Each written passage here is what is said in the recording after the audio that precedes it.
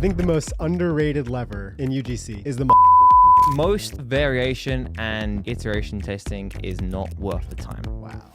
I'm going to say it. You were talking about being like caring about the first 5 seconds. That. Be precious about the first frame. Everything in that first moment matters. TikTok comment replies. Yeah. Same thing, because it's in the top of the frame. Be precious about the first word that you think anyone will say or hear or read. Most of the stuff that you see online on Twitter and LinkedIn and in ad libraries that gets all the engagement from marketers is and it doesn't perform in ad accounts. iMessage conversations, the airdrops, the Google searches. I am yet to see it across an ad account, and we have access to a lot of ad accounts with a lot of spend.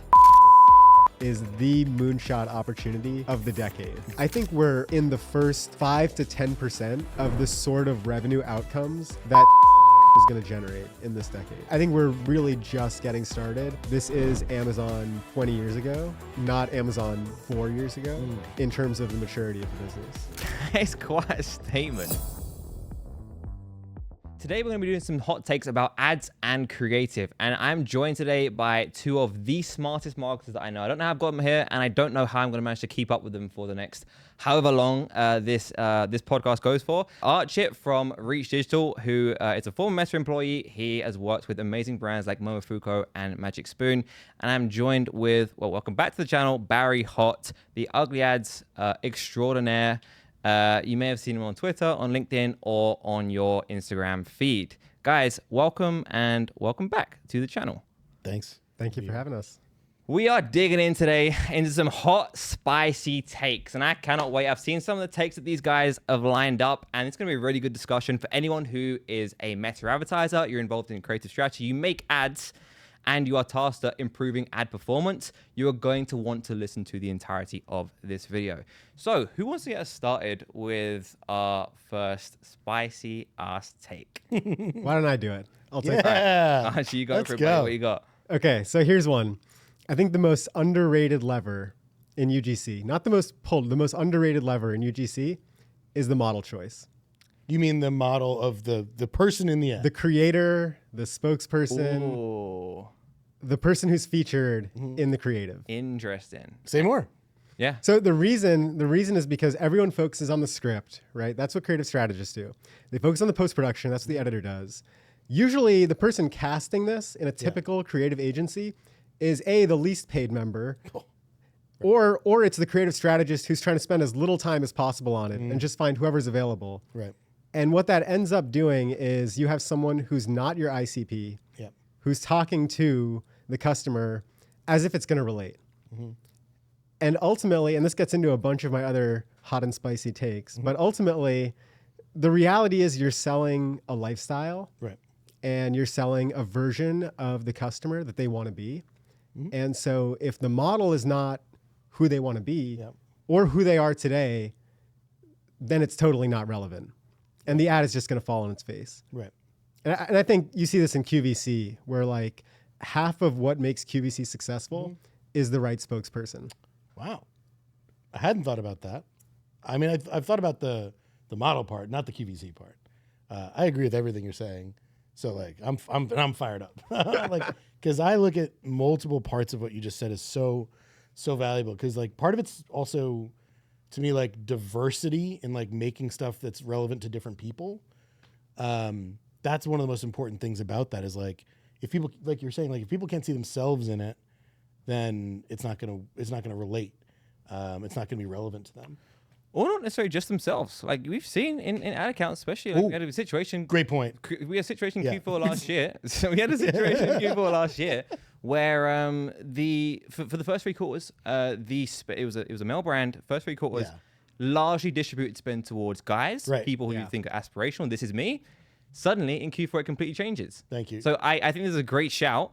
There are a lot of brands who are not necessarily like trying to find like someone who's relevant and in the audience, but just being more intentional with who we pick with the people. Right. Because it could be who you're attracted to, or who you like want to like listen to, right? Or who means something to you. Totally. But yes, yeah. So it's not just about me seeing a mirror of myself, right? It's not about that. I don't need to see a thick Brooklyn bearded guy in every ad. Yeah. No, it's not that, but it's just like, someone who's speaking in a way, has the problems that I do, has the whatever that I do. Yeah, either exemplifies the problems, has the authority to quell your doubts and uncertainties. Now, you made a great point as well about like reaching different segments of your audience through using different types of people. That's something that we've done many times when you've got a winning ad. Yeah. You've got something that's working. Yes. We've many times taken that exact same same script and just got it reshot by a different person from a different person in that audience, a different segment of that audience, and that can completely resonate with or even by the way, person. like the same kind of person, just But a doing different it a person. different way. Yeah. Or even the same person, by the way, for that matter. But you can do it quicker. You can do it slower. You can I could also argue do it in a different setting. But we're talking right now about model, and I like that point. But yeah, just taking the script, doing it with someone else. Two things we can talk about here, by the way. One, we can shift to talking about AI and AI generated people that we've seen work, or we can also talk about people-less ads where you don't see the person in it. Yeah. It's something like Alex, we like to do, we've had success with, is like, I'll shoot an ad like this, right? Like with the product here or the product right there. And like I'm point of talking view. and maybe I'm waving my hand in front of the camera or something like that. Yeah. That works. Well, we've had a couple of them crash recently inside of ad accounts. We'll put up a couple of examples. On I the screen hate that now. we're sharing this for free. I know we really shouldn't. really shouldn't. But just the idea of like, why would anyone, when they're scrolling through their feed, care who you are or I are? Or like, why would they care about any random creator that's being paid X to shoot a video when you can just go straight into talking about their problems or like their desired transformations and make it relevant to them instantly? Yeah. I would rather in a lot of hooks, and we'll talk about this maybe a little later. In the hook, I'd rather like block the face with the product of the person so they can't see exactly who the person is. Because my theory is, and I believe this for a long time, like if people can't see the face, they can't know who it is, so they can't know if it's their friend, a celebrity, or nobody. And if it's nobody, then they really don't care to view that content most of the time, unless they're given some other good reason to. So if you can give people another reason to not stop watching, blocking the face might be able to do it. Yeah. Example on the screen now. Look at this licorice. Remember that? hold it up like Look this. at that. This is insane licorice. Yeah. We're just focusing on the product, focusing on the problem rather than my face talking about something. Especially if what you're covering is like visually interesting. Right. Oh, yeah. So I've noticed that with jewelry ads. So if you're shooting ads for earrings, for example, it's actually way more effective to not include their face and cut it off right here. Because then cut the frame off. Yeah. Cut the ears straight off. Van Gogh humor here. Okay. Clean. No. But, because then it's like, it could be your face. And if it's not, then you get distracted by, beard, eyes, whatever facial features versus looking at the product. The face is actually the accessory, and the product is, like, to your point, is where you want to focus. Man, and then if you're talking about model, I guess like then you also have to be talking about, and I was talking about setting before, but then you're also talking about for something like that, we're talking about hair and makeup. Yeah, right, and that goes for same thing with everything is like how people present themselves. Yeah, right. Like I choose to wear a hat in ads, like that's a choice, that's a decision. Whether, some people might not consciously make that decision. I choose to. I've also Why do you choose to? Because He's trying to promote his brand.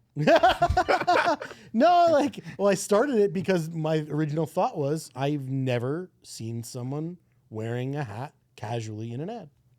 I often think about some of the biggest snobbiest brands that I've worked with in my past and think like, what would they not let me do? And then I'll go and do that. And that's one example of that where it's like they would tell me you don't wear a hat in our ads. Yeah. Right. So like that's one where I do that. I think I've seen I think it's like Oats Overnight. I know I've seen them having someone wearing a hat in that ad. I've seen a bunch of examples of like people like I imagine they've been asked to wear like shirts that are different color or just accessories. I mean, we spoke about this before. There's definitely something to be said for like like intentionally selecting creators that have a slightly different feature, whether it be like hair or a beard or an item of clothing. Obviously, that's not going to turn a bad ad into a good ad. But it might just get you that extra split second of attention that you need to get them to watch the hook, to get them to be convinced to watch the rest of the video, to go and click through. Like you shaved your cheeks today, probably, maybe 2 days ago. I got a haircut. I got a fade. There you go. I wished I had gotten a haircut in time for this. I didn't, but like I trimmed up my beard because like I want to look good for this. But if I was making an ad, I might not do it when I'm like looking perfectly. I might intentionally include some imperfections. At the very least, I'm as a model. I would not call myself a model, but as someone who is in ads, I consciously think about that, and I don't think a lot of creators in our ads are thinking about that. And instead, I think what they're thinking is, how do I look as good as possible? For myself, for my ego, and more importantly, because that's what I think the brand wants. That's what I think the client wants. Yeah, I have a lot to say here. What I sometimes see creators do is they overcompensate and they go and they try and like intentionally have the worst lighting or really? Yeah. And I want to see more examples of that. I've seen this a bunch of times. They try and make it as like ugly as possible, but like that's all valid. Yes, I've seen this multiple times, like messing up the lighting or doing things or shooting on a lower quality camera on purpose.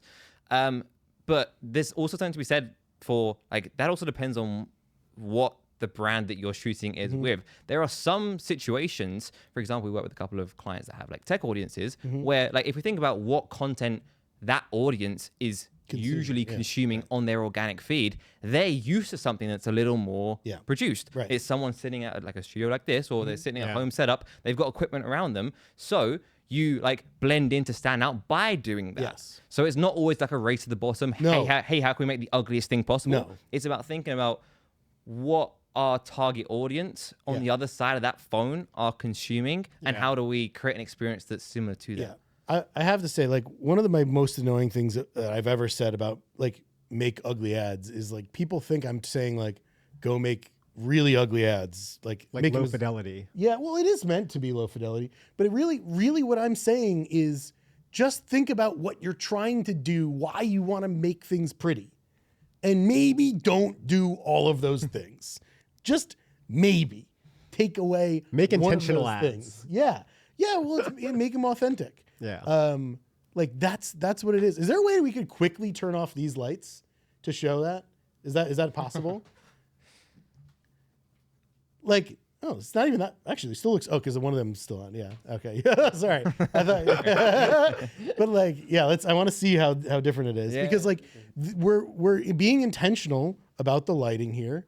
Sorry to make you getting a little meta on this. In this, like I don't have to stand in. Still looks good. Still looks hilariously good. Unfortunately, didn't prove my point. But it still is a different vibe. It looks like we're shooting this at nighttime now, right? But like it's just a different vibe, a different feeling, a different setting. It's meant to have these lights on here, and like that is a thoughtful choice. You don't have to do that when you're shooting an ad. You don't need to use a ring light. You don't need to use perfect window light.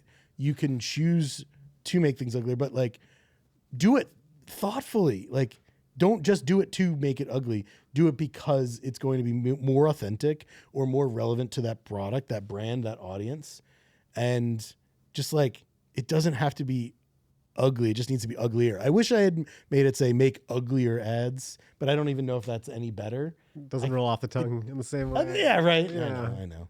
But I still think that's like generally what I mean. It's just like make it a little uglier. Don't go full ugly if you don't want. We can think of a new slogan for V2 in the next launch. There was a tiny point that we touched on like a while back about like what then happens with AI. If model choice is such an important factor with everything developing now, all the technology. That has been progressing at a very fast rate over the last 12 months. You can now just go and say something into your phone, pick from one of tens, soon hundreds of actors and get them to re-record that same script from 5 different demographics. Yep. I already am doing this. Yeah. I literally have a winning ad for a client where it's for women. I recorded a voiceover, okay, and then uploaded that, had the voice changed to a woman's, and had a woman AI character speak it, and that worked. And now I was able to choose not just choose the model, the character, but also where they are. Like I was able to choose different settings that they're in and things they're in, and like speak with your tone and inflection. Yeah, so I can because I know that I've been in ads that have performed before, so I know I'm doing something right. Maybe it's my beard, maybe it's my who knows, but I definitely think that I can speak in a way that it gets and keeps people's attention. Yeah. So I was just like, let me put my voice in this because I'll hit the notes better than an AI voice would, and better than someone reading a script would. I'm gonna put some life into this. So I did that, and I think it worked really well because I'm able to like hit that roller coaster of what the problem is, and like what the solution is. Oh my God, this is so amazing! Like whatever it is, that's exaggerated, obviously, but being able to just put that in someone else's face and mouth is insane. And I've had to ask myself a lot of questions about like, how do I choose these people now that I don't have to wait for creators to come in and like choose to be in it or like whatever. I can now choose based on like this preview that I have of a character. So I don't know, like if this is like the end or the death of a lot of UGC creators, or I don't know what it is, but it's or the bar is just higher, right? And Sorry, go on. No, and I think like if you have endless options, like what becomes important is why are you choosing the option you're choosing? Right, and I also think about which ones I chose versus what the brand would have chose. Yeah. Right, because I'm doing this to find the best performer, but a lot of people on the brand side would have probably chosen someone prettier. Yeah. Would have chosen someone who was in a prettier setting. Would have chosen, I don't know. We all have biases that skew that. I have biases too. I'm biased, and maybe my biased decisions were wrong. They performed well, so I can't.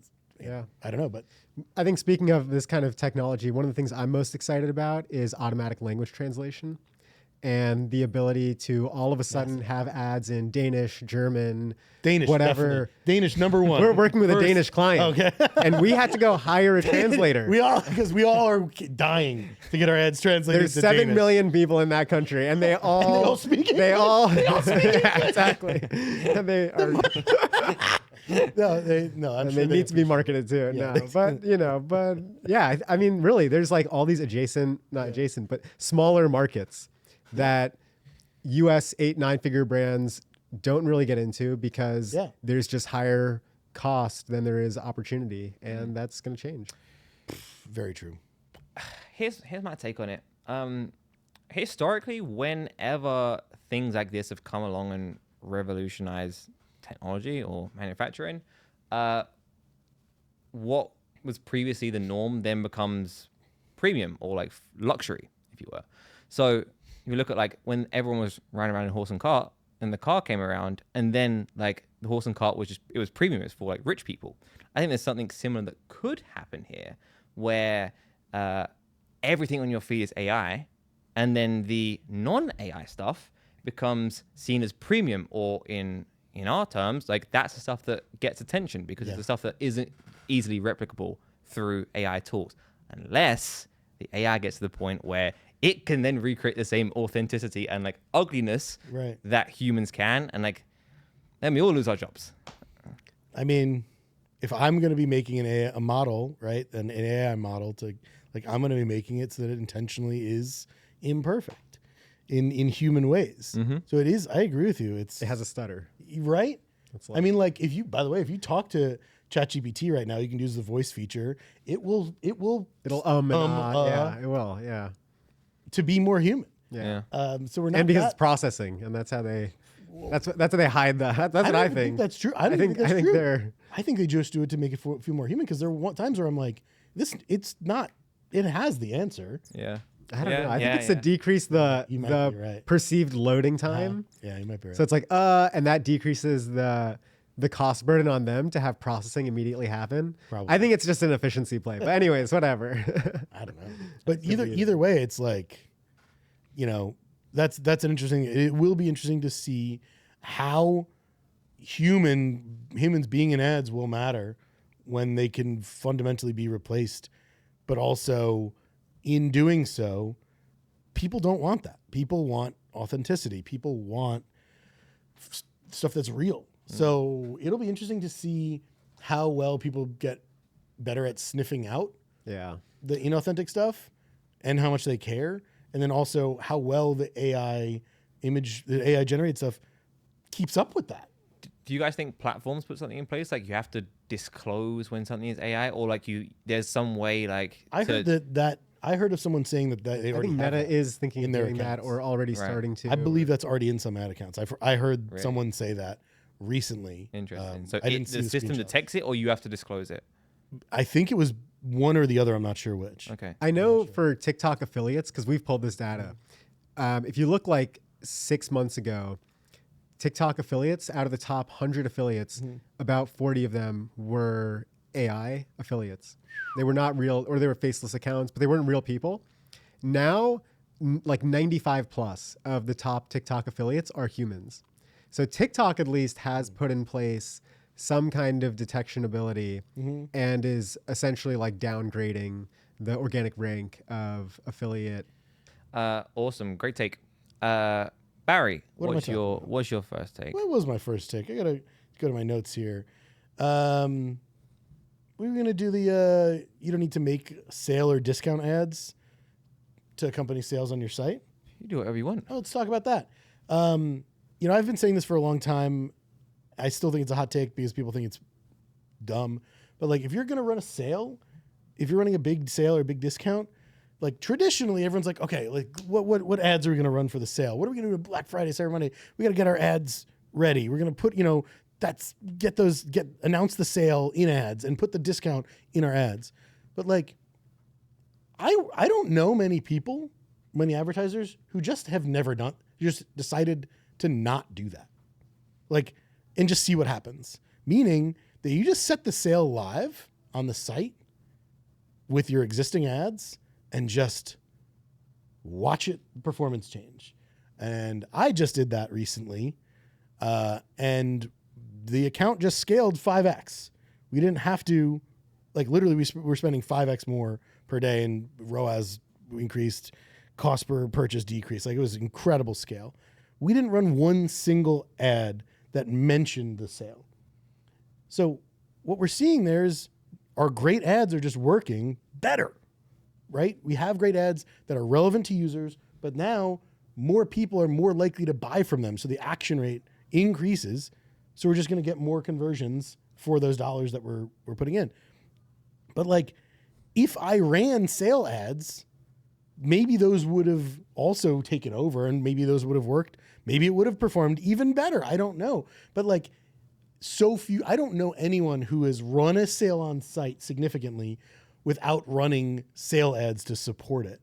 And like, I'm not saying you should or you have to run every sale without sale ads, but like basically if you're running a sale on your site, you don't have to run sale ads. You can and probably should have some, but like you don't have to like do not turn everything else off. Certainly don't do that. Yeah. Leave your best stuff on and then run some supplementary sale ads. Especially on ads that are supposed to be evergreen. I mean, we had a situation around Q4 Black Friday last year where we had what was like meant to be an evergreen video ad. And then the client asked for the sale to be put at the end of the ad.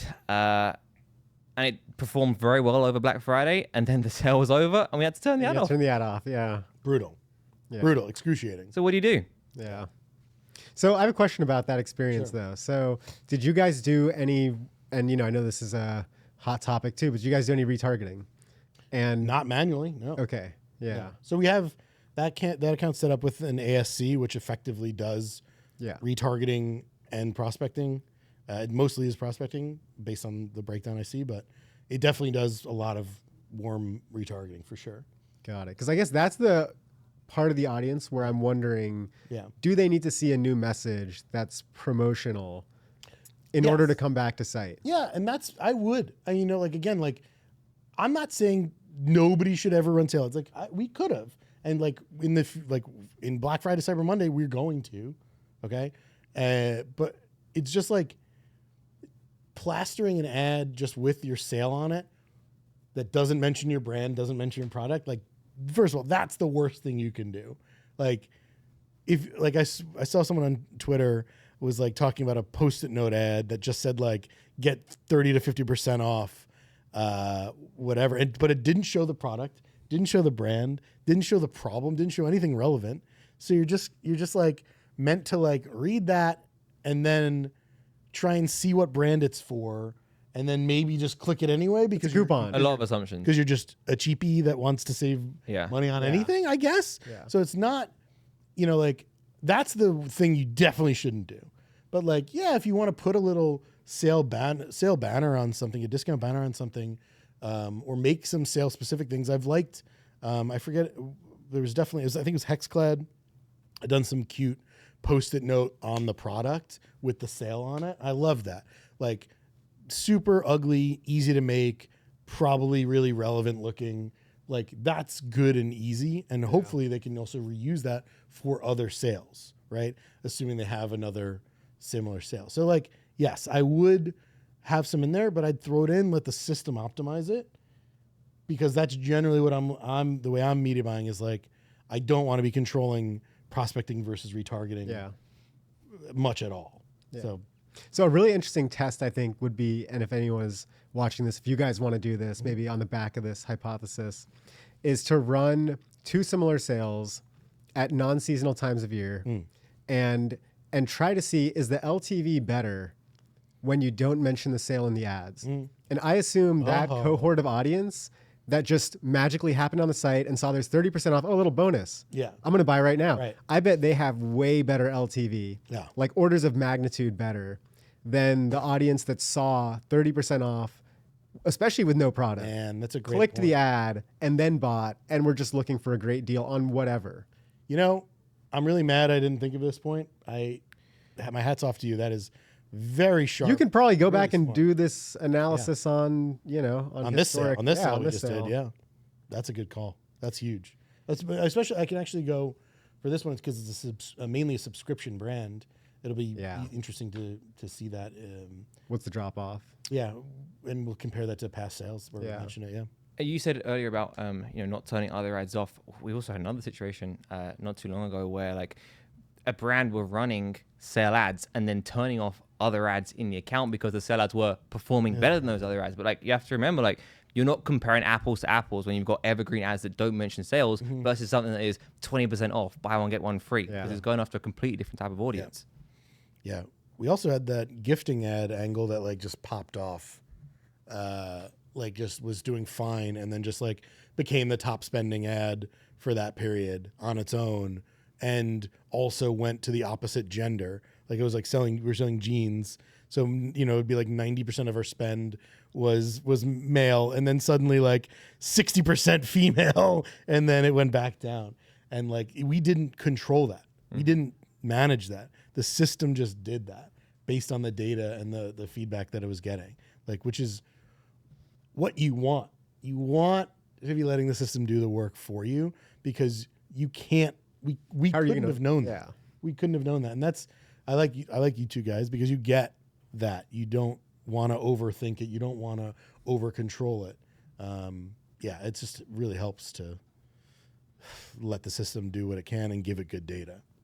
Yeah. And focus on inputs, right? Yeah. Diverse models, sale ads, non-sales, whatever it is, but just have as many inputs in there as you need for performance to work. Yeah, for sure.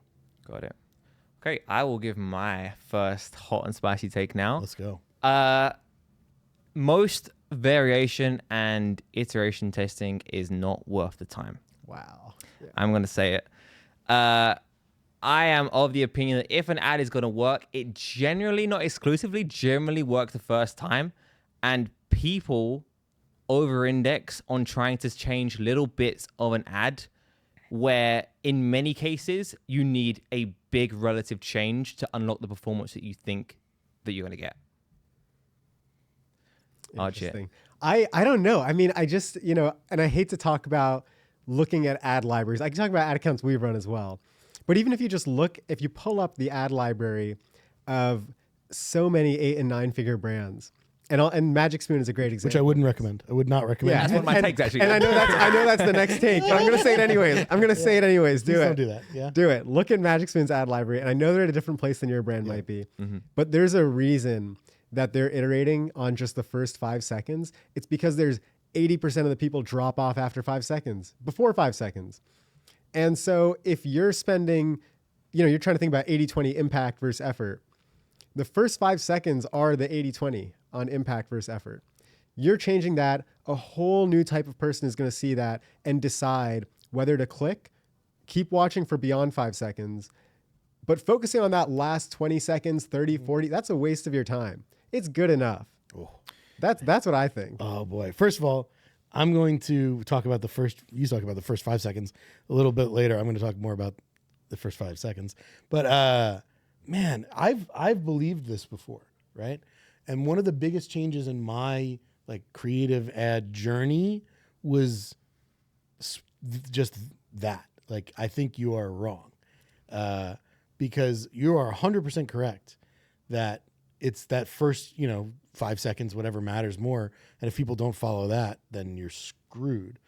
But if you're gonna if someone's sticking around your ad for 30 seconds, 40 seconds, a minute and a half, and you don't close, you don't get them to buy, you don't get them to you don't give them what they need, you're fucked. You are absolutely fucked. And I remember this because I had said what you said to my team at my old job about end cards. It's like, what do end cards matter? It doesn't, what are we doing? We can't test this, right? And it's really hard to test because you need so much data. Yeah. But if you have a brand where you have tons of conversion data, right, super low cost, yeah, you can get that test done and probably get that learning. But that's the stuff where it's what are the principles we need? What do we really need here to make this actually work? And, by the way, if you're whatever you're driving people to solves that, then you don't maybe need to work as hard. This is all give and take, right? Your ad has to work harder if your landing pages are worse. Your ad has to work less hard if your landing pages are amazing. But if you're making a longer piece of content and the back half, the back third, the back whatever, doesn't get people to click, it doesn't get people to want to go buy, then yeah, you gotta fix that. But it's so hard. And I'm not saying it doesn't matter, but I'm saying the relative importance. I do think the front couple seconds of the ad are the most important. And here's another way. That variations matter. Mm-hmm. So, and I think a lot of people think of variations only as hook testing, and that's a true. fault. Yeah. But and maybe you'll agree with me here, but there's a version of variations that is, I have a video ad that shows a before and after effect, and now I'm going to turn that into a static, or I have a static with a 3 bullet value prop, and I'm going to turn that into a 5-second script that just reads off the headline and each bullet point. That's a variation. That's a high power variation. Yes. That essentially in Meta's algorithm, whatever, is a totally new ad. That's a very valid hypothesis, and I would be fine with that. But my grab is mainly with the way that most people do iteration testing, which is the way you said. They just change one hook, or they change one clip in the middle of the ad. Yeah. And that I don't think is worthwhile. So here's where I can find a middle ground with you. Is I think just changing the headline and keeping the visual the same is not going to be effective. Ooh. But I think when you change, I'm excited for my next thought. But I think my next point. Yeah, and so and I'd be curious to hear what your next point is, given that you don't think hook testing is high impact. But so maybe this is a good segue. I don't know if I don't think hook testing is high impact, because man, if I had $1 for every time that I look at an ad that's not doing great, and I just chop off the first 3 seconds or 5 seconds, or whatever it is. I mean, where it's a logo that's expanding or something. Yeah, well, for sure that. But even when it's just a talking thing, we talk about this a lot at Adcrate, is just okay, that hook is fine, but like, let's just chop off those first 3 seconds. Maybe they're just, meandering too long, or it's just like too hooky. Maybe we just get to a non-hook hook, or maybe we just get to them saying the problem more, or saying like just a lot of times like that's just I've found wins doing that. So like, So that's a variation though. yeah, and I think they work. I think I know they work. So that's what's like frustrating to me is like I don't want to do it to death, but there are wins to be found. Yeah, I think if it's the only thing you're doing, it's a miss because new concept testing is the light. I think that's totally right. That's a good point. Wait, so the only times I do this is when I qualitatively look at that ad. Yeah. And I'm like, I thought this ad would do better. Yeah. Yeah. You have some gut. I was like, this ad should work well. Like I could be wrong, but I'm like, let's breathe some more life into it. Because to your point, it is that first few seconds that really does matter, right? It really does matter a lot. And I'm also looking at, I think the rest of this ad is pretty good. So how do I make this work? Just be more relevant? Because some of this is randomness. Some of this is just like serendipity. Some of this is luck. And I'll get to more about why I think that in my next hot take after you.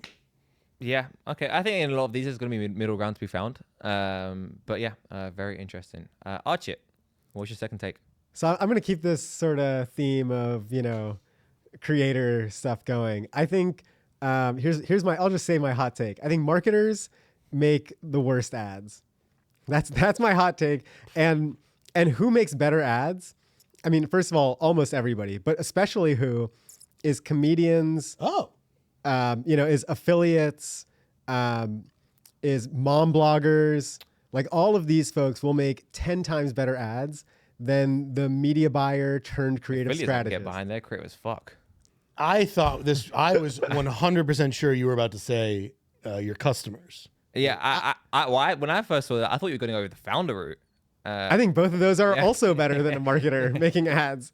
Okay, so why not marketers then? So here's the thing, and this gets into, maybe I'm bleeding two of my takes here, but this gets into this area where I think a lot of marketers today, they're either analysts or they follow and incorrectly follow this kind of psychology hack creative.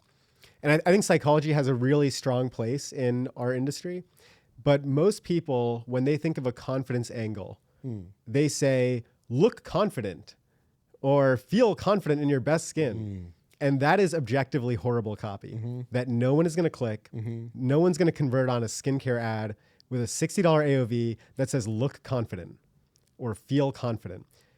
Essentially, you need to show someone who is confident, and it needs to be implied and not said. And who can actually write that script is someone who's truly creative, who's come from a writing background, they're an English major, they're an actual creative, they're going viral on TikTok. They know what's not said, but what's felt. And the marketer will hit you over the head with copy that is so irrelevant and over the top. And this is why one of my takes was like, you shouldn't look at other ad libraries. You should look at stuff on the organic feed because it is a way I 100% agree. better indicator of of inspiration and things that you can pull from than looking at other ad libraries, which a lot of marketers do tend to do, especially if it's your competitors. If it's your competitors, then you're just playing a game of catch up. And they're looking at you too. They're looking at you, who's looking at your other competitors, who's looking at your other competitors. Like, if you're going to look at other ad libraries, at least go to brands who are like nowhere near doing the stuff that you're doing, which we have done quite a few times. But yeah, I can see that where you'd pull from, comedians or bloggers or people on Instagram. And put inspiration, which we do a lot. Yeah, and I think my takeaway from this actually has been, more than anything else, a hiring strategy, which is when you're hiring for a creative strategist, pull someone in from a truly creative industry, like broadcast or TV writing or please. Sorry, I was going to say, the only pushback I would give to this is that sometimes those people come in and don't know how to sell. Yeah. So it goes too far the other way. Great point. I think a retail sales I like associate, both of these points. I think a retail sales associate who works on commission will make an amazing creative strategist. That's who I'm trying to hire. That's who I'm trying to hire as a TikTok shop affiliate. is I don't someone know who- why that person would take a job if they can make money from affiliate. If they're truly a good affiliate, they should. Well, just make I think, if they're in retail sales and you're like, hey, I know this playbook, I can help you make commission online. To me, that's the future pipeline as AI automates retail is retail sales associate to TikTok shop affiliate. I'm right there with you. It's just a very fine line. We've worked with a few comedians before, people of that ilk, and just they want to make stuff that's more entertaining than sells the product. And it's a very, being able to distinguish that, who makes very good organic content versus who makes very good organic content that also sells. Yeah, that's fair. Is not easy to distinguish. Yeah, it's hard to bridge that gap between getting attention, keeping attention, and doing something with that attention, generating action. Yeah. So the thing I think is interesting about your point is marketers think about things in terms of angles. Every time I get I feel like I get messages in my inbox for clients that want to work with me on creative or something, and they're like, "We need help coming up with new angles," or I'm like, "No, you don't.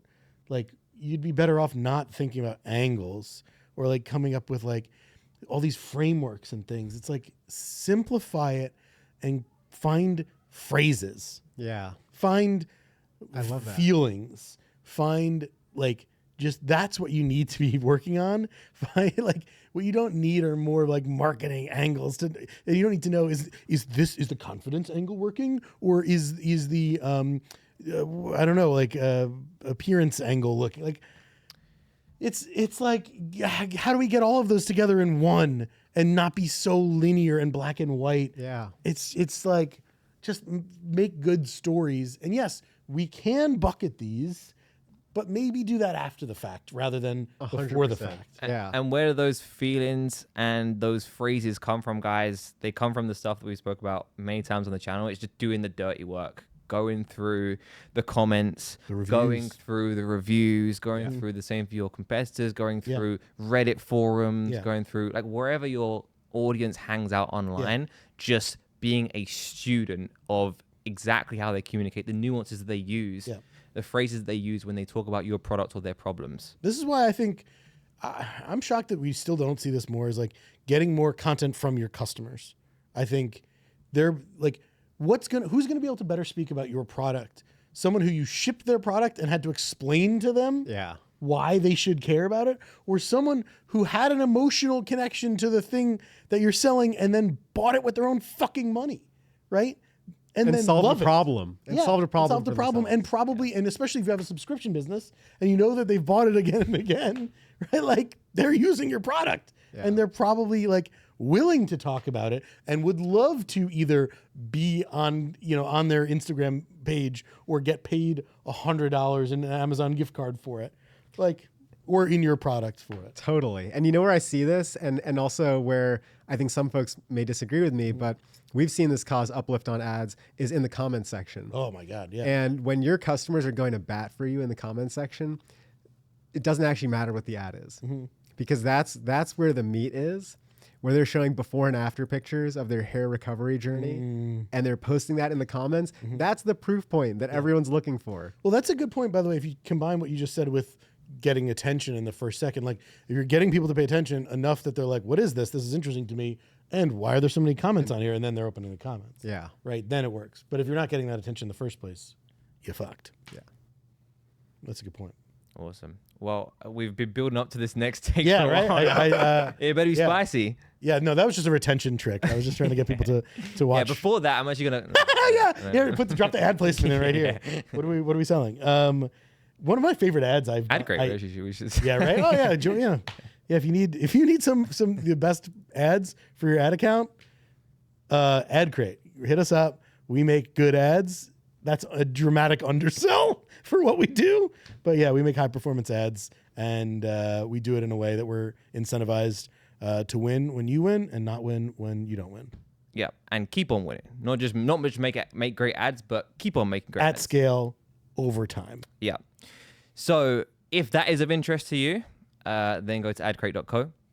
Barry is now going to give his second. That's fun. We actually put in an ad placement just because I said that. I'm going to combine 3 of my hot takes into one. Why not? So my hot take is to be so, you were talking about being caring about the first 5 seconds. Fuck that. Be precious about the first frame. Everything in that first moment matters. Like I literally wrote 3 different hot takes. One of them was like, think about what's in the very top of the frame. The other was like, be precious about your word choice, front load important words in the front of your ad, in the front of the copy, in the front of what's being said, in the front of the like any text overlays, front load it. Make sure that you're not wasting any words. The audience does not have time for it. Let me just triple check what the 3 were, because it's front loading it, the first frame, the top of the frame, and front loading words. So just don't say this is a blah. Start with start with the product name, or not the brand name. Don't, for the love of God, do not hear this and think I'm saying start with the brand name or the product name. Don't do that. But like one we were working on for a knife sharpener, it was like knives, I was like, how do we start with the word knife? Because it's at least relevant to people who have knives or care about knives, right? So that's an example where you can just start with the relevant word, and it's also an interesting word and an unusual word. Whereas you could say like, I think that when I go to the kitchen to use a knife, right? Think about how many wasted words that is. Start with the word knife. Start with whatever it is that is the problem, and find weird words. If you can make someone feel with that first word, you've won. If you can use the word moist in the first word, you're going to make a lot of people really uncomfortable, but maybe that'll work. Why the top of the frame? Why the top of the frame? Because it's how people read. And it's what scrolls into your frame. It's what scrolls into your feed first. If you're watching this and you're doing 2 devices, if you're watching this on your phone, you open up your computer. If you're watching this on your computer or TV, open up your phone, scroll on Instagram, and you'll notice what's the first thing. As you scroll up, the first thing that you see from the next post on the bottom is the top of the frame. Same thing goes if you're swiping through stories. Same thing goes if you're swiping through reels. The first thing your brain goes to look at is the top. You're seeing what's up there. You're not going to the bottom. Don't make people look for it. I'm really trying to visualize this in my mind's eye. And I can't say for sure, but I feel like as I'm scrolling, especially in feed, and maybe also in stories, but especially in feed, you're not looking at the ads sequentially millisecond by millisecond as it scrolls into your frame. Consciously or not, subconsciously your brain is. I don't know that I definitely agree that the first frame matters. And I definitely agree that the first few words matter. Yeah. And I think where organic marketers and creators are so strong is removing filler words and getting to the meat immediately. Yeah. Which again, I think is something that marketers need to do a better job of. Yeah. Is revise the script, cut out all the filler. But the top of the frame, I mean, I think people are going to see this and think, okay, if I'm doing some crazy viral hook like smashing a glass to show a new cocktail brand, I need to smash the glass in the top left-hand corner of the, and I don't think. No, I'm not saying that. So clarify for us. Yeah, I'm saying that if that's what you're going to talk about as an example, right? First, whatever the setting is, right? That's probably what people are going to start to feel as the first, couple pixels scroll in. So that setting is already setting the table for the relevance, right? So if it's trees, right? Blurry trees, people will be like, oh, it's outside. It's outside. Okay. Right? If it's in a kitchen, they'll see, a fridge, or they'll see cabinets, right? Your people are already starting to calculate whether or not they're going to consume this piece of content. Yeah. So whether it's pixelated or blurry or whatever. By the way, when you're scrolling feeds, like the video doesn't play until about a third of the post is in frame. Yeah. So the thumbnail is actually part of that. So you can manually be choosing a thumbnail that is the same as the first frame of the video or is from something later in the video. Either way, that's telegraphing to a user subconsciously whether or not, like, Here's where we are. A little bit of that. Like, here's where we are. Here is if this is relevant to you, or if this is something you recognize, or something you have no idea what it is, right? Same goes for text. You could so I wouldn't put the glass in the top, right? But I would maybe put a line of text in the top that says, glass, shattering glass to see if it, Blah, blah, blah. whatever, right? Yeah. Like something to that will get people to the relevant people. Somebody will get the relevant people to pay attention to that and continue to pay attention. So like, yeah, it's about. I totally agree with that. Yeah. And I think that's something we've done with B2B marketing that's worked really well where, hey, we're trying to sell to hairdressers. Let's go. Do you own a salon? Yeah. Or hairstylists? Right in the top? Yeah, right in the top. Of course that works. And that's a signal. But You you probably need to do it more in B2B where You can't target those. Yeah. You got such a narrow group of people that you're trying to get the algorithm to find. And people find this works well by accident. Like I probably found that this works well by accident, but you probably weren't thinking, oh, it's because it's in the top. But you just found, oh, ads that have text on the top seem to be working better than the ones that don't. Well, oh, I noticed that. But it's probably at scale because it's the first goddamn thing that scrolls in. So like, yeah, that really matters. And it's setting the table for whether or not people will go. And like going back to your thing, like you can iterate that. I do think you can and should be iterating that first frame text. One other thing I'll add that I know has worked for a lot of brands is like TikTok comment replies. Yeah. Crushes. Same thing, because it's in the top of the frame. It's in the top of the frame, and it immediately signals two things. One, this is probably not an ad, right? Yeah. This is probably a TikTok reply, so it's probably an organic type of content. Two, people know to read that, and they want to read that. And then they're determined, if it's relevant to them or it piques their curiosity, then yeah, they're going to watch the rest of the content, or at least the hook. So yeah, be precious about the first frame. Be precious about the top of the first frame. Be precious about the first word that you think anyone will say or hear or read. Yeah. Which goes on to a point that we've also spoke about before, like with the TikTok comment response. Is there any creative ways that you can write messages with your product or to get the attention of your audience? For example, if you're selling licorice, can you like write licorice with a piece of licorice? Can you, if you're selling shampoo, like write a message with the shampoo? Is there any way that you can get relevant attention from the people that you want to get attention from by writing creative message and getting that buy-in of like, oh, I see some words, I have to read it? Well, it depends if it's relevant. Like, do people care that the word licorice is written in licorice? I think maybe not. it was a bad example. No. It's a good example because right, it like might not be the right thing. Maybe spell Hungry. it. Maybe right. Maybe the word. Yeah, but even that's too broad. Everyone's hungry, right? Like, but you don't know until you try it. Like you don't know if the word licorice is going to work in the front or not. And by the way, that depends on how much intent there is for your product already, how much awareness there is for your product or your solution or your problem already. So all these vary. Or maybe you like could say candy. I remember an ad that I saw for a brand that did some like car shine, and it was like it was a post-it note on a dashboard with the engine revving, right? That's my client. Yeah. Okay, well, I wasn't listening. Exoforma. Shout out to Exoforma James. Okay, there you go. We'll put the ad on the screen. Yeah, that's relevant because like if I'm into cars, Yes. But I'd imagine. right. And that was a fun one for them because like, normally they'd think like, oh, put it on the wheel of the car, on the tire, on the wheel near.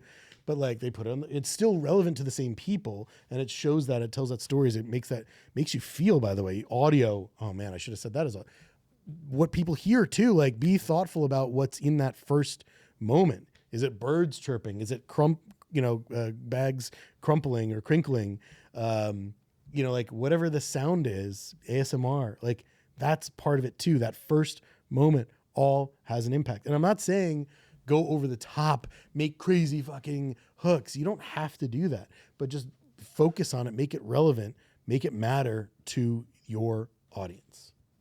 And make it feel native to the platform, right? And Preferably. to the audience, yeah. Preferably. I mean, I think we've been doing this thing where like we'll do a movie cinema trailer style ad. Oh. And especially for food brands, I think it can work really well because it builds this like climactic nature that is essentially what like hunger and appetite are in a different format. I love that. So, that's what ASMR is too, right? It's like, oh, you're doing some cool tech thing. Let me show like how satisfying it is to unbox, take off the wrapper, the little screen protector that's there, plug it in for the first time and hear the beep and like all of these little sounds that like inspire gadgetry or whatever, technological satisfaction looks like. I got to build on that because like I love the idea of making a movie trailer because that's like, and it's hard to do probably and a lot of work, but like if you can replicate that style, people watch movie trailers on Instagram, on Facebook, whatever. So like it's not that crazy for someone to consume that for something that is and feels and looks that style. So that's not crazy. And like when I say make ugly ads, even if that's not ugly, it's emulating something that is authentic. So if you can emulate styles that work, do that. I mean, rather than just emulating your brand's style that nobody gives a shit about. Yeah. Awesome. Okay. My next take is that most of the stuff that you see online on Twitter and LinkedIn and in ad libraries that gets all the engagement from marketers is bullshit and it doesn't perform in ad accounts. And there are a lot of posts that I see with formats like, the iMessage conversations, the airdrops, the Google searches. There may have been cases where they have performed. I am yet to see it across an ad account, and we have access to a lot of ad accounts with a lot of spend. But those are the ones that marketers love. And my point is that like, just because marketers love an ad, it does not by any stretch mean that it's a good ad. And actually, in many cases, it's quite the opposite. Yeah, I'd say marketers liking an ad is a terrible sign. Usually a bad indicator. And for those of you that are working with clients, as we do, does that mean when you show a brand, when you show one of your clients an ad and they love it? Yeah. There's a big gap between what your client is going to love or certainly a potential client is going to love versus what actually performs. Yeah. But, I don't know. Maybe, I don't know. I feel like, I think it's like, this has always been an issue in the industry. Like there used to be, and still is, I guess, the Cannes Lion or whatever. Right. Yeah. And the common trope is the ads that win an award at this kind of festival are not the ads that actually produce revenue outcomes. And that's been going on for 30. Have you seen my website? That's on my website. Oh no, I didn't know that. It's literally one of my, like, it's like, how many years I've been in business, how many billions of dollars or whatever. And then it's like how many awards it says zero can awards. It's one of my favorite things. I get message about that like once a month, that someone enjoys that. But like, I think that, I just lost my train of thought. Sorry, cut that out. But, I'm totally blanking on what I was going to say. I can push this a little further. So I think the I have other a good point to make. Yeah, I think the other thing that's interesting about this. Oh no, I lost my train of thought. Should I try? Yeah, let's see if it happens to you. There's something in the It's air. an epidemic. Yeah. So I think that what we can infer from this is like when you see ads that are posted online from the big accounts, that get a lot of engagement, you get a lot of people going, "Oh, so cool, great ad, great idea. I need to try this." In many cases, the people who post online, I've been guilty of this in myself in the past. I've posted things that don't end up working. And by all stretch, you would think that they're working based on the engagement and based on the love that you get from other people. I try to disclose it and give updates where I can to say if a test didn't work. But do not fall into the trap of looking at things on Twitter or LinkedIn or in other ad libraries, because if you think it's a good ad and other marketers think it's a good ad, that gives no indication whatsoever that it's performing. I remember now, and this is a complicated thought, which is why I fell out of my brain. But like, this is really like something that actually upsets me is like the things that get the Twitter algorithm. Like we met on Twitter. I think we met on Twitter. I think so. Like the Twitter algorithm has changed. The LinkedIn algorithm has changed. So it used to be kind of more timeline just based on time as Instagram was, right? But everything's been TikTokified. So now the only content that gets engaged with and gets shown and gets attention and gets redistributed is the most stuff that pisses people off the most, or the stuff that it's not the most truthful stuff. It's not the most valuable stuff. It's the stuff that just gets people up in arms the most. And a lot of people are just playing that game, and I hate it. Or it's the stuff that's not just pissing people off, but it's like giving away, like stuff for engagement. It's like, I'm going to give away my millions of dollars of tips for if you reply, whatever. And it's like all this stuff is just to game a system. So I tweet some really valuable little nuanced point, and it gets 30 likes, and I'm like, okay, well, I know how valuable this tweet is, and no one cares because I didn't make some over exaggerated hook tweet about it. And I'm even guilty. If you go look at my content on Twitter and LinkedIn, I'm trying to like jazz up these really dull, nuanced, important points, but no one wants them. So I'm like both guilty of like making stuff, trying to like zhuzh up the kind of stuff, but it's Does no one want them, or do people that the algorithm doesn't. right? The people who you may not want to get in touch with don't want them. Like maybe the people who need to see it. It's just that they're not worthwhile enough. It's like Yeah. they're things I wouldn't put in an ad, right? Because they're not potent enough. Yeah. But it's like I'm still trying to figure out how do I continue to like share info and like knowledge and learnings, which is, what's been fun for me on LinkedIn and Twitter, but like having to kind of reconfigure how to do it in a way that like, I don't want to say goes viral, but like you have to now paint things in a certain light, make it more relatable. The same way I would coach people to make better ads and make more relatable ads. I'm kind of just like, I wish more people could just hear about this really important change to this little tiny function of Ads Manager, because it would probably help them. A lot of people know more about like why their ads are performing away, but there's just no way to judge it up. It's a boring little thing, and people don't want it. Yeah. And I think all of this combined makes it really tough for someone new to the industry to learn about how to make better creative, Oh my God. because you can't look at the ad libraries. You can't look at the content online. Right. So how do you become a better marketer? Just become a professional doom scroller. That's what you Yeah. gotta do. Look at organic content and browse Reddit. I mean, that's the actual answer, Yeah. but that's a tough pill to swallow. Looking at organic, look, as much as I like to tell people not to look at ad library, the more you're into the industry, the more reps you have, the more you can better understand which ad libraries to not look at. Yeah. And which ones maybe you should look at. And because like, it's really hard to know if someone that you're listening to on Twitter or someone that you're listening to on YouTube or LinkedIn, if any of the brands that they work for or work with are profitable or are whatever it is that you're trying to do or scaling. A lot of brands have tons of VC money to just burn, so they don't need to be as profitable as you might need to if you're bootstrapped. And some of these other brands might just have different goals. They might have more aggressive growth goals than you, and are willing to lose money quicker than you, or don't have as high standard for their brand or their creative or their landing pages. It's all so variable. Like, I don't recommend copying certainly not your competitors, but maybe not even other great brands in the space, because if they're that big, they probably started and did well 3-4 years ago, or it's something like Dad Gang that's just like a great product that's quickly popular. There's not a lot of marketing strategy. No offense. They're doing a great job, and they've done a lot of good marketing strategy. I'm not going to crap on that, but like, it's not replicable for a lot of other products. Now, if you are like I just said, watching this and you're thinking like, where do I actually go?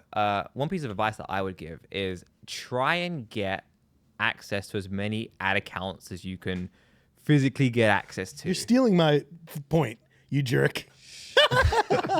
Wait, this is one of your points? That's one of my greatest. Oh yeah. One of your greatest. Well, you only get 30 likes, so I wouldn't know. This tweet. I will get 30 likes. That's probably right. Yeah, yes. Oh, go on then. You want to take it away, No, buddy? you got it. I mean, so what I would do is I would get access to as many ad accounts as possible. I'm pulling up this tweet. And it's kind of cliche because when Mr. Beast says how he learned about YouTube, he would talk about how like he would study retention graphs. He would study YouTube videos, views, and retention graphs all day, all night. Like, our version of that is studying ad accounts. So get access to as many as you can. If you can work at an agency, work at an agency. If you can work with clients, freelance clients, get access. Study what works, study what doesn't, and absorb it all. It's right now. It's August 21st. Yeah. July 19th. Me. Yeah. The more ads you watch and learn from, and the more ad performance you study, the better you will get at identifying which variables can matter more and which don't. You tweet that. Yes, studying what people share on the internet or what you find in ads library isn't enough. Get access to more ad accounts. Oh, good idea, buddy. You've been spending enough time around. Yeah, yeah. I probably stole that from you. Did you like this one? I bet. I mean, I probably DM'd this to you to be like, "Hey, dude, we should make sure we share this with the team." I did share it with the team. I just give me credit. If you're gonna steal my shit, I do sometimes. you do sometimes. I think that's a great plug to work with an agency. Is they have access to a bunch of ad accounts. Yeah. It's not just one set of Yeah. data. They can see what's broadly working Yeah. across different industries and apply it to your business. Yeah. And that's something you as an in-house marketer it's harder to do. It's not so- impossible, but you need to find a coalition of other brands that'll share their data with you. I love that. I always say that like as soon as like a brand starts and gets going, if they're just doing it all in house, then it's just a matter of time before they lose the thread and they lose that kind of traction if they don't have access to a lot of other good ideas and what's working elsewhere, because they just like are basing their hypotheses on themselves and their past beliefs from their past experiences coming in, which was good when they started. But then over time, it just starts to not be as sharp and have as much data as an agency might and should.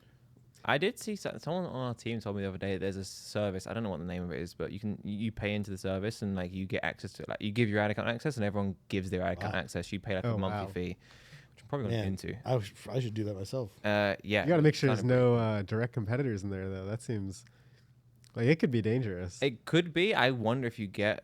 I wonder what level. If you know really, or if it's who's shared I'm sure before the you. brands that really care would be in there. or if it's Yeah, blinded. but it's still interesting to get access to more Yeah, accounts. it's interesting. Or there's also so many people that have leftover access. Yeah. To ad accounts that they shouldn't. Yeah.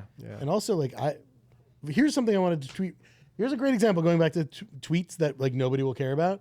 Like, I'm still gonna write this fucking tweet and no one's gonna like it, but everyone should go into their Facebook profile security and like go if you do anything with Ads Manager or Business Manager, you should go into your profile, your own profile, go to your security settings and see what apps have access to your business. Because I guarantee almost everyone has something from 2, 3, 4, 5 years ago. It's probably like one of those major platforms that everyone used to use. And like it will still have like your it'll say like app can manage your business, app can access all of your ad accounts, and I'm like, Jesus Christ, like I auth this in years ago, and if this is an app that maybe got acquired by someone else, you don't know who has access to that now. And like there are so many things that so many marketers like try for free that has collected that access, and that's often how I think things get attacked and people don't even realize or understand is that all along, there's been an app that has access to their whole business and can just like use that to give access to other businesses and other people. And like, it just lays there dormant. And that's probably how tons of accounts have gotten hacked in the past and people just don't understand or realize. But if I tweet about that, I'd have to write, attention, all Facebook advertisers, your life depends on this. Like I have to start some hook that's like wildly over the top in order for anyone to give a shit. Yeah, I mean, Twitter and LinkedIn, it's like half a game of how good your content is, half a game of how good of a copywriter are you, unfortunately. Yeah. Which is why, going back to the take, you got to take everything on there with a pinch of salt. Yeah, because I mean, same with, by the way, as a parent, actually, it's just anything.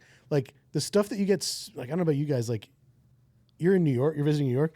Like if you look at Instagram content, like the best place to get like sushi or something like that, the best Instagram reel about the best place to get sushi is definitely different. Not a good, reliable source of where you should get good sushi. Like maybe it could be, but like it's the same thing with like as a parent, like child raising things. Like I see all these TikToks and Instagrams about like, oh, this is how you should like help and talk to them and whatever. And I'm like, this isn't really the best way. It's just the thing that has gotten the most attention. Yeah. So it's the same problem that we have on Twitter and LinkedIn. It's an internet problem. Yeah, it's a big internet problem. So I don't know how to solve that aside from like maybe people coming to my newsletter, which I haven't sent since February. And like, that's the only place where I think people are willing to read my boring shit. And maybe I need to do that more.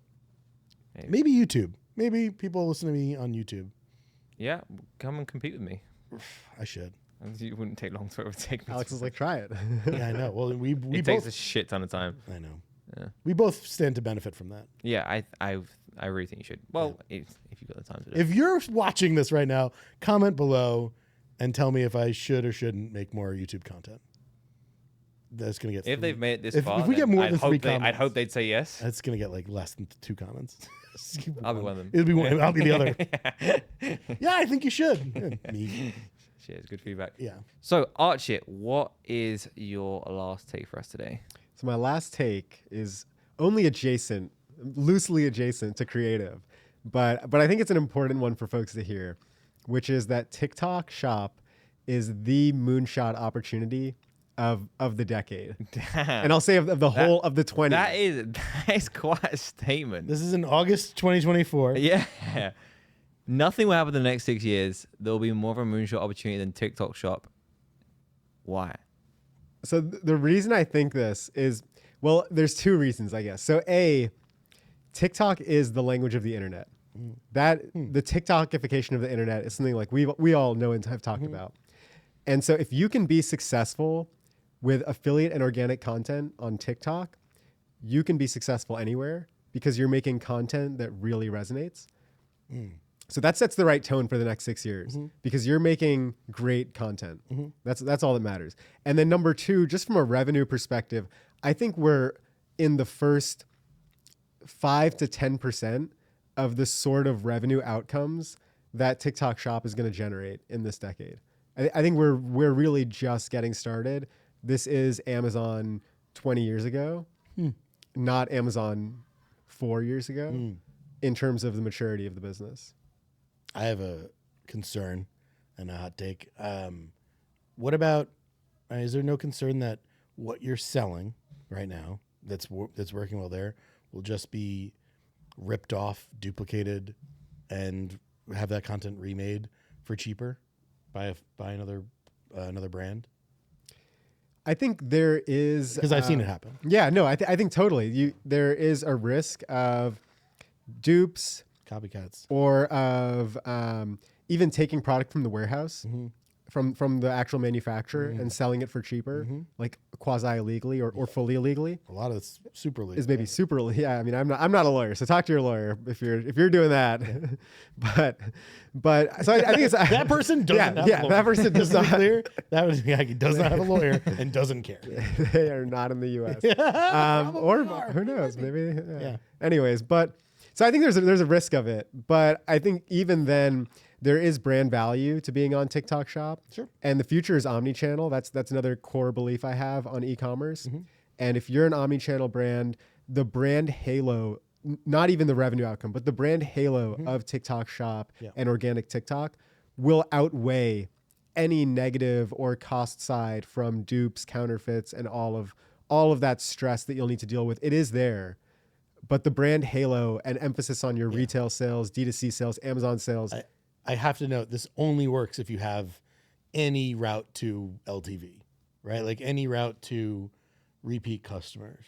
Like if it's one-time purchase, I think it's an ideal for sure. If you have LTV, it's just a bad business anyway. If you're just one product. But. Yeah, I mean, I think there's a role for gadgets and household goods on TikTok Shop. In an ideal world, yes, I do think you want to have a consumable, whether it's a supplement, a skincare product, a food or beverage brand, even apparel. You could argue, there's a lot of replenishment, but there's a reorder. Yeah, well, if it's a consumable, then it has to be good. Yeah, getting people to try and getting people to come back is not always the same. Yeah, totally. And this is the Costco sampling of the internet. True. I love that. That's a great point. Archie, you guys have done a lot with TikTok Shop. You work with a lot of brands. I've had many people tell me that you guys are the guys it goes to. Are there any specific industries or types of product that you've seen it work better with or work worse with? Yeah, so here's 2. So I think one, just to that last point of Costco sampling, food and beverage brands absolutely need to be on TikTok Shop. Yeah. Brands where the main value capture is going to be in Whole Foods, in Target, in Walmart. That's an ideal brand to be on TikTok Shop because you'll drive trial that will then lead to retail sales. And Momofuku is a great example of this. They're a brand we work with. They're doing $250K a week on TikTok Shop. And this is month 3 of the program. They're the #1 shop on food and beverage right now. I mean, my concern, again, like, isn't some other manufacturer, some other brand going to just take this playbook and go steal your thunder? Potentially they'll try, right? But there's 2 things that you have going for you. One is this is a snowball effect.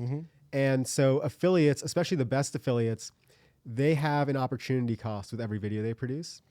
They want to work with brands that are already working because that's where they're going to get paid. So that you have going for you. If it's working for you today, it's actually easier and you do have a moat around it. And the second thing you have going for you is, I mean, especially if you're Momofuku, is again, they have all this omni-channel that they're able to get a $6 or $7 CPM, effective CPM from this content, which for a retail brand, that's much better than they're going to get on any other paid organic channel at this level of scale. And it's like optimized, it's relevant. It's like not just about cheap impressions. It's about right. And it's selling product. Good impressions. It's organic, full view, selling products. High value. These are high value impressions for very cheap. So I think that's a really high opportunity lever to pull. For sure. Places where it's not working, I have to give it to you. It's harder on one-time products for sure. It's hard to get 20% margin on the first purchase on TikTok Shop.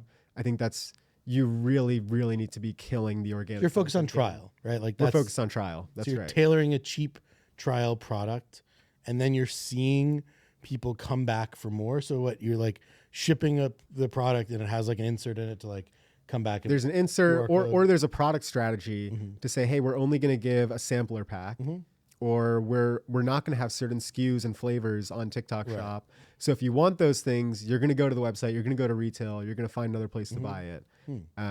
So there's a product strategy here too. Yeah, I think it's hard for a lot of brands to hear that and then like think they can execute that. Yeah, like you're making it sound a lot easier.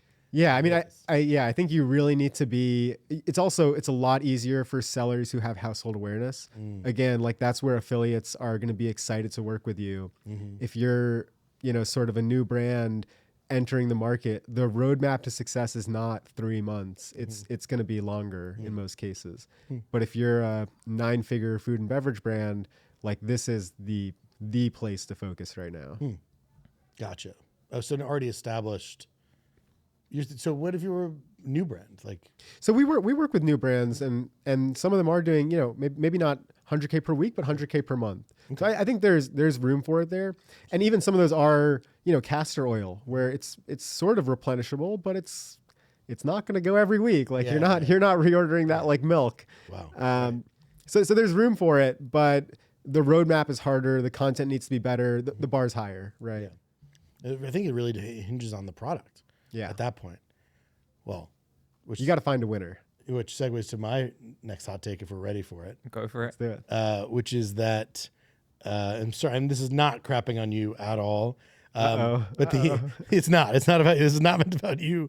But the agency or marketer that's responsible for scaling a brand that's just a good product isn't that important.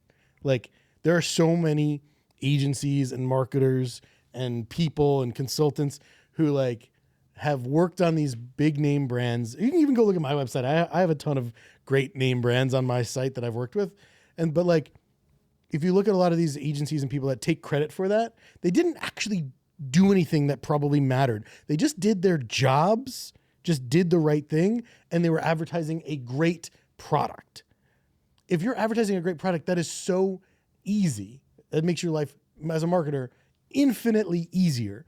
But the chances are, if you're watching this right now, you might not have the best product. You might not have a perfect product or a product that's obvious or unambiguous. You might have something that requires more education. Not everyone's going to be Dad Gang, where it's just a cool hat that people want and people can buy lots of hats for themselves and their friends. Not everything is that simple. You're not going to be, so like a great marketer who just sets up catalog ads and just lets them rip that's not a great marketer. That's still good and valuable. I'm not crapping on catalog ads, but it doesn't take creativity or thought or strategy. It's just, I turned it on and it printed money, and then they take credit for that.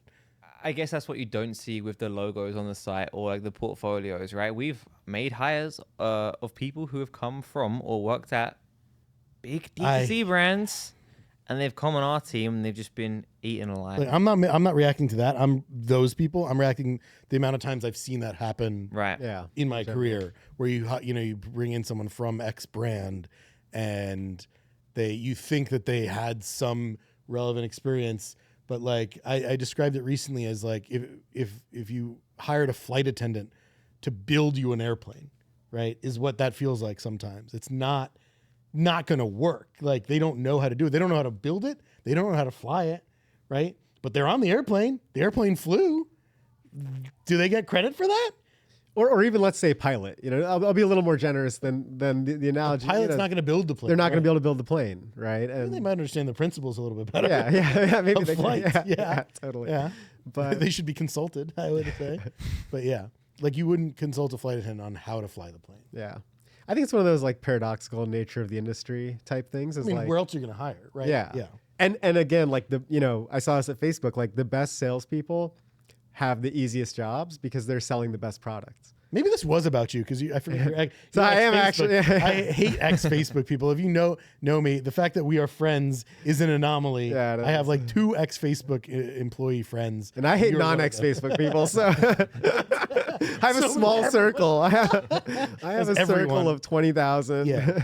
Well, Facebook is a good example where like people can just. There's so many. I don't really want to put people on blast, but I will.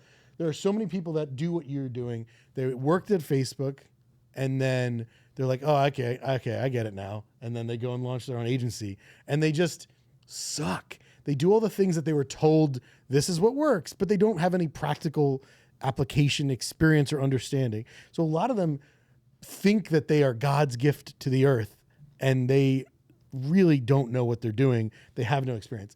I don't know. I need to get to know you better, even better, to better understand how you broke that mold, because I love the way that you think about ads and marketing and things. And I love the way you operate and think you know what you're doing. But like, so many people that are ex-Facebook just don't. But they get to say that they were ex-Facebook, so that they have that The credit, the air badge, or whatever. around them of having done that. So therefore they know a lot. Meanwhile, they have never bought a single ad before and don't know what it's like. I think the other analogy here, just to take myself out of the hot seat, Sure. is like hiring a consultant to run your company. It's like they've consulted all these great companies, Yeah. but they didn't lead it. They weren't the actual builder. Well, if they're a consultant by trade. Yeah. Yeah, If there's someone who like Yeah, and I mean a professional. a professional consultant. I mean, like someone at McKinsey Yeah, to yeah. go run Starbucks. Yeah. For example, which is a hypothetical that I made up. That's probably not going to be the CEO that will boost stock prices, right? Like there is a difference between those roles for a reason. I agree. Yeah, absolutely. Okay, well, I'll close out with today's final take. I think that if you are sub $1 million in annual revenue, in many cases, I would say most cases, you are better off without an agency. And the reason I say that... 1 million clams? 1 million what? Dollars. Dollars a month? No, dollars a year. A year. $1 million year. annually. Okay. The reason that I say that is having run an agency and having like worked with clients that are sub $1 million and above $1 million, the relative results that you need to justify the cost that you are paying in most of these cases is just not worth it for the brand. And I would argue that you're much better off trying to work out how to actually sell your product until you get to a point where you don't need it to work as much if you're paying $5,000, $10,000, $15,000 a month for an agency. Yeah. There's, and even, or less, because it's the cheaper ones that are like more predatory, or like they'll start cheap and like, somehow like make it so that they either, if you do scale up, they're taking a huge chunk of it. or they're just taking a fee and not doing any work, right? It's those smaller brands I see they get taken advantage of by these like little rinky-dink overselling agencies. But I get it too, because like it's hard to be a CEO or founder who doesn't know how to run Facebook ads, and it's scary and it's intimidating and whatever. But like I would tell you, like, if you're watching this, if you own a brand, like just watch content like this and then go make something. That's it. Like, go make an ad yourself. Do it in the simplest, most relatable way that you can, and just get it out there. Run it. You don't need to do anything crazy with targeting or campaign structures or whatever. Once you scale up, get some help, get some professional guidance. But like, you don't need any of our firepower to launch. Just launch. Just get it started, get it off the ground, and then go find some help. That would be what I tell everyone. I think it's tough. I mean, It's tough, as for a sure. CEO or even a small team. I mean, what's your job as CEO, right? Like, your job is make sure money's coming in the door, find product market fit, build a team. These are not small jobs to have. And then when you think about the failure rate for companies that are sub 1 million, what is it, like 90+%? Oh God. You're talking about a really tough job. Now add on top of that, learn how to do digital marketing and set up all your website, your pixel. Yep. And any one of those you get wrong, and hours you're dead in the water, or money lost. Yep. Yeah, and now make creative, and so you end up wearing so many hats that you actually forget about the CEO hat. Yeah. So I relate to, and I think the advice is right. But It's also so easy for me to say, oh, just make ads. It's because it's so easy for me. It's the fish and water, right? Yeah. It's like, this is what I know. Yeah. But for a lot of folks, I think there's so much else going on. I usually like to tell it though, even despite all that, and you are 100% correct.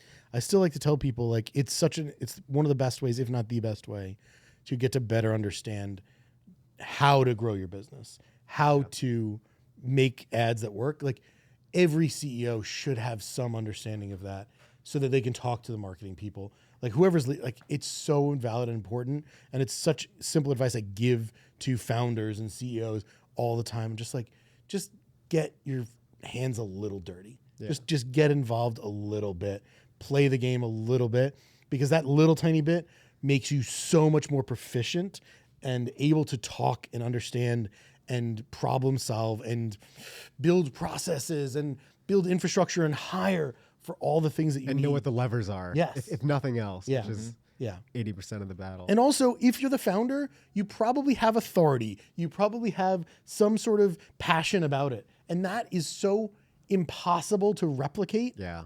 That it's worth you putting that out there and using that towards this, because in 2024 and beyond, that authenticity is what people crave and is what people want, and it's so hard to replicate. That's real. And if you are going to go the agency route or freelance or work with anyone, what I would do is, if I was looking to... I thought you were going to plug Adcrate. Well, I might just... What I would do is I would find someone who's willing to take a performance deal, someone who believes in your product, believe in your brand, which we have done a few times. Aligned incentives. Right. Which, by the way, goes back to your point about affiliates. Aligned incentives. You have people that are making content that you don't have to tell them everything. They are incentivized to make money by making great content about your brand, about your product. So you don't have to, like, that's the same thing with Adcrate. We're incentivized to make you the best performing ads, many of them that scale, because we're incentivized to. Whereas a lot of other internal teams, your head of growth or your like marketing associate internal, like, depending, they might not have equity, they might not have financial bonuses or incentives, or even if they do have equity, they might not understand what that means, or might not have enough for it to be tangible to their lives to care. Like, so find things and ways to have mutual incentives for the people who are on the front lines, because that's where it really matters. I think it's two things that you're saying. It's like aligned incentives and it's expertise. Sure. And I think that's where the magic happens. And if you have aligned incentives, but it's someone who doesn't really know what they're doing, or if you have expertise, but there isn't aligned incentives, they'll just go do something else. Yeah. So you need both for the partnership to really work. That's a great point. Love it. Yeah. Yeah. And we have cut a few of those deals at Adcrate. So if you've got a great product and you are sub a mil. We generally say 100K a month spend, but we have made a few exceptions. So adcrate.co. Guys, that was incredible. I really enjoyed it. Thank you so much for both coming on the channel. I hope people found it valuable. If you did, please let us know in the comments. Let us know. And if you want Barry to start a YouTube video, also let us know too. So thanks for watching. Go and subscribe, and I will see you in the next one.